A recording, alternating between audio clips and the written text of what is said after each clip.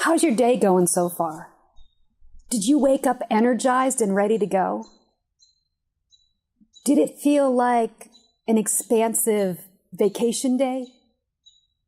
Most of my mornings feel like that now. It truly is amazing.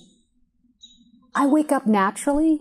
I don't have a schedule to adhere to, so there's no harsh alarm jolting me out of bed. There's no need for stimulants like coffee to get me going, because I'm rested.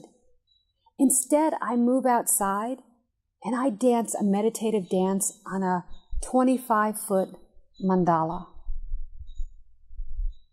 As I dance round, slowly going round, the light dapples through the redwoods, and I enjoy the aroma of forest, bay trees, and sage.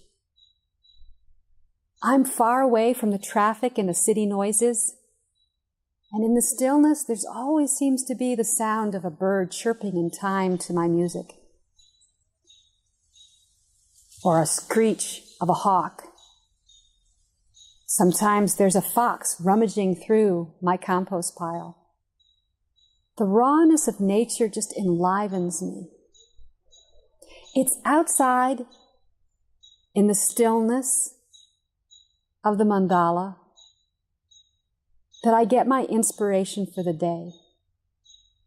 And I reflect on why I do what I do. And the reason I do what I do is that my life today truly is amazing, but it wasn't always like that. In fact, for the majority of my adult life, I was depressed and anxious, and I struggled with it. One day I'd be fine, and then the next day I'd wake up as if I'd been shrouded in a cloud, and the darkness I couldn't see out of. And I would feel devastated. And I'd ask, what is this?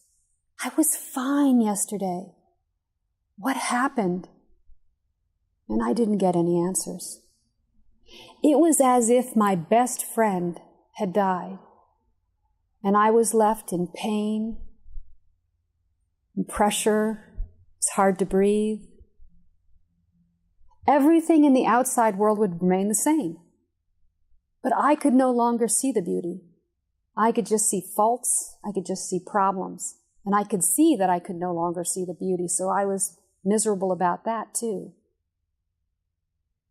I wanted to escape, and I kept my world small, and I didn't make a lot of commitments because I never knew when I'd wake up in this mood that I didn't want to do anything, that I didn't even want to live. And a lot of times on top of that, I felt like something bad was just about to happen. I'd be really anxious. I didn't even imagine that change was possible. I thought this was what I had to accept. This was how I was. Early in my life, I had adopted the 12-step program as a pathway to recovery. And I'd learned a lot of things, and I'd learned how to cope with my depression and anxiety. And they taught me to accept life on life's terms. And I believed them. So I didn't even imagine that freedom from depression and anxiety was possible. I remember when it all changed. I was sitting at home on my couch, depressed, unemployed, demotivated. I couldn't get the energy up to do anything. And I had my laptop there, and I was listening to a Buddhist teacher. And he was explaining how the mind creates our reality. Okay. But what he said next changed everything. He said, you don't have to accept a crappy life. There is a proven 2,500-year-old method or system for getting rid of crappy lives. I was interested. I had a life I didn't really like, and he was telling me I could change it. Now, I'd been meditating for over a decade. I had read several books by different Buddhist teachers, but I'd never heard this idea that I could change anything. Somehow I was always hearing the same message, that we just kind of accept things as they are. So I grabbed hold of this idea and I began to study intensively. And within a year, I had packed everything up and I was ready to move to the Arizona high desert to live at a retreat center and dedicate myself to meditation, dedicate myself to getting free. It was on the eve of my departure that I had this huge realization. I was in a therapeutic session, and we were focused on removing the tension that I had in the right side of my body for years, for my whole life. I have always had this tension, and I wondered, what is this?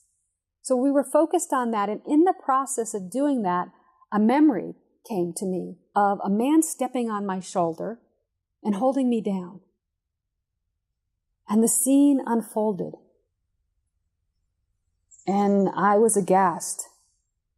It was my first memory of being molested by a group of relatives and strangers. I would never be the same. And that's the good news. I moved to the desert, dedicated myself to meditation, and over the period of several years, taking advantage of the low cost of living, I found and uncovered and released childhood memories of severe abuse and molestation. I learned and practiced rapid methods for resolving trauma and clearing subconscious blocks. My life got better and better.